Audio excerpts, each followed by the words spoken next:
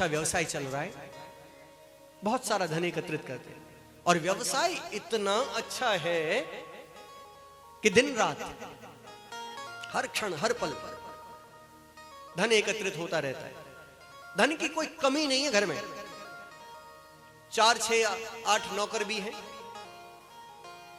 किसी प्रकार की कोई कमी नहीं है, और पति पत्नी दोनों सुखपूर्वक जीवन व्यतीत कर रहे हैं। एक बार क्या हुआ कि सेठ जी व्यवसाय से आए, काम से आए, और रात को नींद नहीं आई। रात को नींद नहीं आई, पत्नी की एकाएक आंख खुली और खुल करके देखा कि पतिदेव जग रहे। पूछ दिया कि स्वामी आपको नींद नहीं आ रही है? और आज की स्थिति में आप अक्सर देखो, अधिकतर जब नींद नहीं आती है ना, तो इस बच्चे को पकड़ के शुरू हो जाते हैं। नींद नहीं आएगी तो सबके हाथों पे यही मिलेगा। और जो बची कुछ नींद बाकी भी रहती है, तो इसको चलने के बाद तो फिर वो सीताराम कहना पड़ेगा,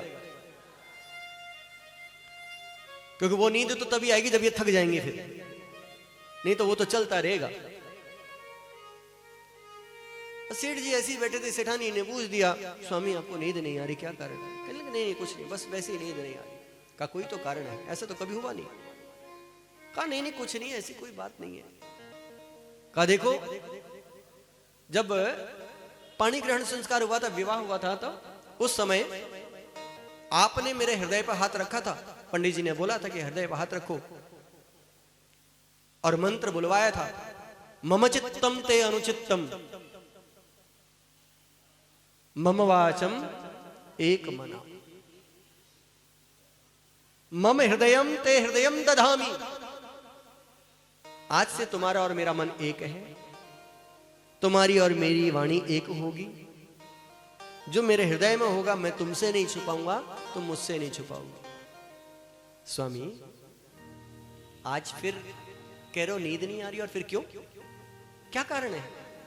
कहा नहीं ऐसी कोई बात नहीं है, छुपाने वाली तो कोई बात है ही नहीं। कहा तो फिर बताओ ना क्यों नहीं आ रही नींद? जब जिद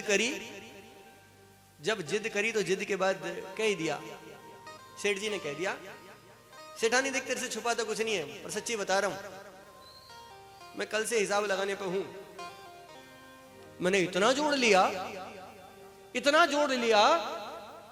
कि 9 पीढ़ियों के लिए हो गया है। 9 पीढ़ियों के लिए इतना रख दिया मैंने कि 9 पीढ़ियां आराम से बैठ करके खा सकती है। खुश हो गई, कहने लगी तो स्वामी फिर आप परेशान क्यों चिंता क्यों? कहने लगे 9 तो हो गया, पर 10वीं क्या करेगी? 9 पीढ़ी का हो गया, पर मेरी 10वीं पीढ़ी क्या खाएगी? जैसी कहा कि मेरी 10वीं पीढ़ी क्या खाएगी, उसी पल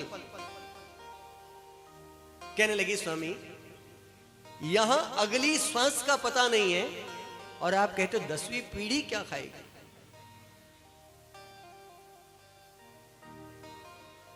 स्वयं तुलसी बाबा ने लिखा है ना, सुमति कुमति सबके उरे रही, सुमति कुमति सबके उरे रही, सुमति कुमति सबके उरे रही, सुमति कुमति सबके उरी रहे, नाथ पुराण निगम अस कहि, नाथ पुराण निगम अस कहि। स्वामी देखो, सुमति और कुमति तो सबके भीतर रहती है, अच्छी मति और बुरी मति। व्यक्ति एक ही है, ढांचा सबका एक जैसा ही है। चोर का भी ढांचा वैसा ही होता है, और सिपाही का ढांचा भी वैसा ही होता है। उसके भी 2 आंखें, 2 हाथ हैं, 2 पैर हैं, 1 मुख है, 2 कर्णे हैं, सब कुछ एक जैसा है। पर अंदर जो बैठा हुआ है क्योंकि संगति लग गई अच्छी तो वो सुमति लगने से ही अच्छे मार्ग पर चल दिया। संगत लग गई बुरी तो वो गलत रास्ते पर चल दिया। कहने लगी स्वामी हमें पता थोड़ी है कि हमारी अगली पीढ़ी भी खाएगी नहीं खाएगी, आप तो कह रहे हो ठीक है बहुत अच्छी बात आपने कहा। नहीं मैंने जोड़ रखा है 9 पीढ़ियां आराम से खाएंगी।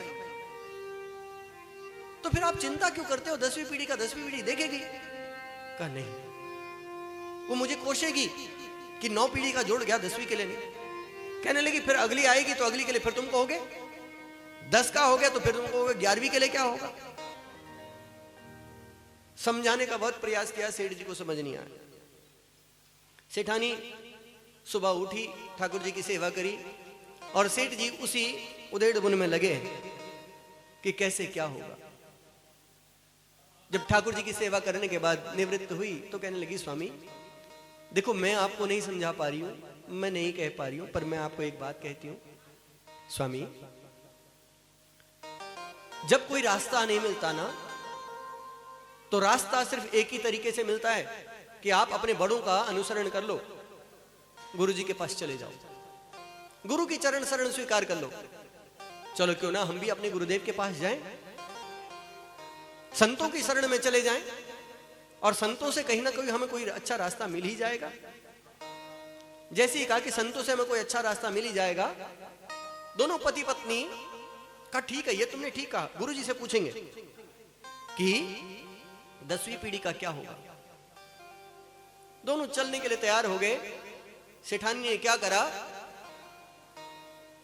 बाहर से कुछ फल खरीद लाई, कुछ फल खरीद लाई, कुछ मिठाई खरीद के लिए आई, फल और मिठाई लेकर के आ गई। क्योंकि उसने शास्त्र पढ़ा है और शास्त्र को अब गुण रही है, क्योंकि शास्त्र का नियम होता है ब्राह्मण के घर, गुरु के घर, बेटी के घर और भगवान के घर कभी खाली हाथ नहीं जाते। पढ़ा है शास्त्रों को तो आज गुण रही है कि गुरु जी के पास जा रहे हैं, संतों के पास जा रहे हैं, खाली हाथ नहीं जाऊंगी। फल ले लिए, मिठाई ले ली और जैसी सेठ जी की नजर पड़ी बोले ये कहां ले जा रही है। कहा गुरु जी के घर जा रहे हैं, संतों के यहां जाना है।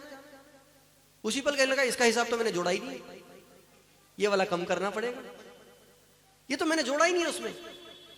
कहने लगे तुम कम ज्यादा करते रहना पर अभी चलो, अभी चलना है।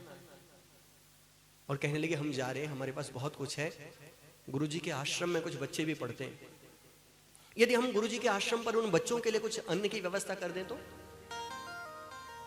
वहां बच्चों के लिए अन्न की व्यवस्था हो जाएगी। कुछ अन्न, हाँ कह ठीक है ये बात तो तुमने ठीक कही, चलो अन्न दान हम कर देंगे। एक ठेली में लेकर के बहुत सारा अन्न चल दिए संत के द्वार पर। संत के द्वार पर जब पहुंचे, ठेली बाहर खड़ी करी, जो सेवक थे साथ में उनसे कहा कि सामान अंदर रख दो। संत वहां बाहर बैठे थे और स्वरूप कैसा कि सिर्फ एक कॉपीन पहनी हुई है, एक लंगोट पहनी हुई है और एक टाट पर बैठे हुए। अंदर भीतर बहुत सारे शिष्य हैं। जैसी सेठ जी आए, सेठानी ने प्रणाम किया, सेठ जी ने प्रणाम किया और सामान उतारते हुए संत ने देखा। उसी पल अपने एक शिष्य को आवाज दी, सोमनाथ। सोमनाथ जैसी का सोमनाथ सामने आ गया। जी गुरुदेव, आदेश कहिए ना। कहा वत्स, पाकशाला में जाकर के देखो, अन्नपूर्णा में जाकर के देखो भोजन की व्यवस्था क्या है। वो भीतर गया और जाकर के उसने सब बर्तनों को देखा। उसमें देख करके गुरुदेव से कहने लगा, गुरुदेव आपकी कृपा है, मां अन्नपूर्णा की कृपा है, आज शाम के भोजन की पूरी व्यवस्था है। जैसी कहा कि आज शाम के भोजन की पूरी व्यवस्था है, हंसने लग गए संत। कहने लगे, सेठ ले जा अपने सामान को, अपने सामान को ले जा। जब पेट में थे तो उसने दूध की व्यवस्था कर दी, बाहर आए तो दांत दे दिए, भोजन की व्यवस्था कर दी जीवन पर्यंत। सेठ ये किसके लिए लेके आया है? यहां आश्रम पर इसकी आवश्यकता नहीं है, आज का है, कल के लिए हमें जोड़ना नहीं है। कल के जोड़ करके करेंगे क्या? हम तो आलसी हो जाएंगे। हमारी जो शिष्य हैं इनके लिए आज की व्यवस्था है, ले जा। इतना कहते ही सेठ की आंखों में आंसू आ गए। जो प्रश्न पूछने के लिए आया था, मन उन प्रश्नों का उत्तर स्वयं मिल गया। सेठानी से कहने लगा, बस गुरुजी को प्रणाम करो। गुरुजी ने मन का भाव जान लिया। जो मैं उद्देश्य लेकर के आया था कि मेरे कल का क्या होगा, मेरी 10वीं पीढ़ी क्या करेगी, गुरुदेव ने बता दिया। देखो ये संत है, यहां बैठा है, 10, 20, 50 बच्चे यहां पढ़ रहे हैं। जब इनको कल की फिक्र नहीं है तो मैं कल की फिक्र क्यों करूं? जीवन में याद रखो, उतना ही संचय करो जितना आवश्यक है।